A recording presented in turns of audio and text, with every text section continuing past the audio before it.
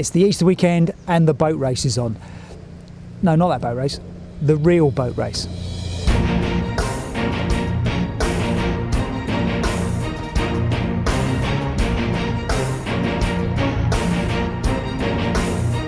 ...2015 was a bit of a glory year, with Lizzie Broughton and Keith Moore becoming the first ever mixed crew and Lizzie the first ever woman to win the DW. Such a long time sort of building up to it and planning for it that I think it will take a while longer to sink in. But no, it's good. It's very good. No one had won it as a mixed K2 ever before. The goal was always just to get the first win, and then we had to see whether we had the pace to be able to take on the senior men's crews. So 2015 was always going to be a tough act to follow. But this year, there's a whole different set of circumstances, and for the main bulk of crews, it's going to be a really tough race. It's freezing cold, there's 40 to 50 mile an hour winds and heavy rain forecast for later on, and what's more, it's a really early Easter, and that means the clocks go forward tonight. Although the race was staying on GMT, smartphones would still switch automatically, so support crews have to be really careful and stay on top of timings.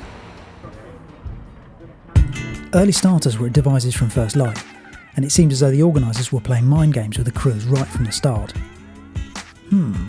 Tempting. There was the usual menu of Mars Bolton chips, and the official race briefing had something of an Orwellian tinge to it. You're all wearing tracking devices. There are a couple of places where you're not supposed to go, but if you do go there, we will know that you've been there because we'll see you on the screen and you'll get a 30-minute time penalty. And then the futile sport of putting off the inevitable gave way to the cold light of day and other cliches as crews set off bright-eyed and bushy-tailed, full of hopes and dreams of a better life beyond Teddington, and they all lived happily ever after.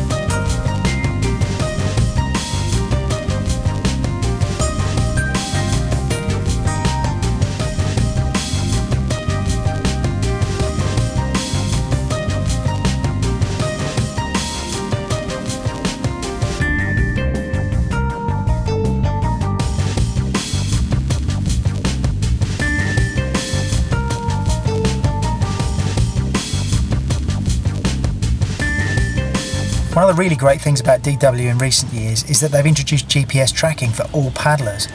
This means that you can quite easily and quickly find people that you're looking for if you're following the race. It's fabulous.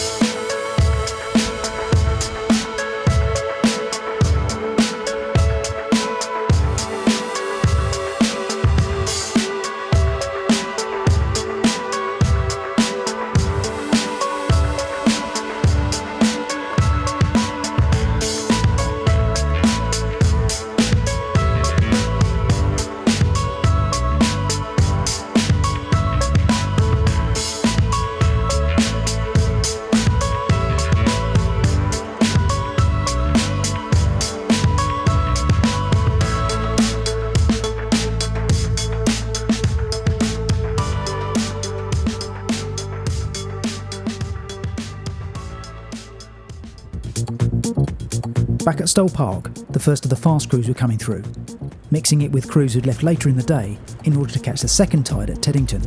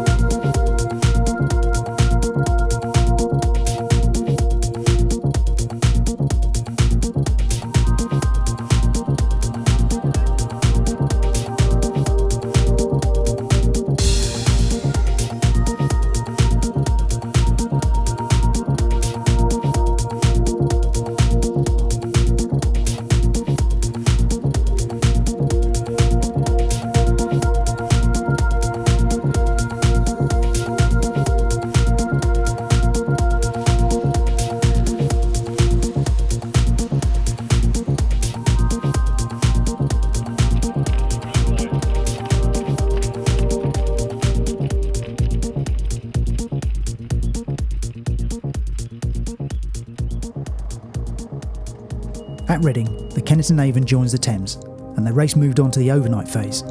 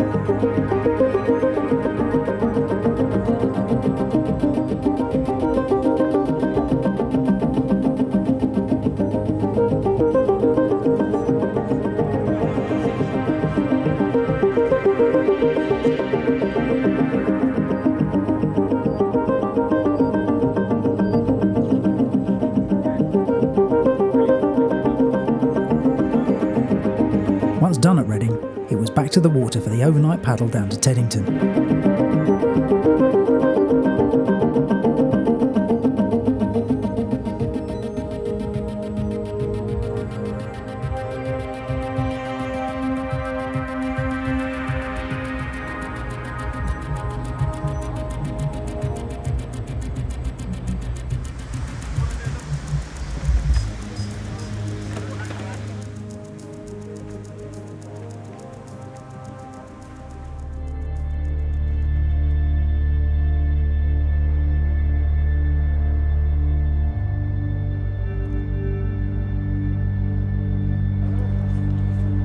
High tide at Teddington this year fell at 10 to 5 GMT, and as soon as there was clearance to get on the water, crews were heading off.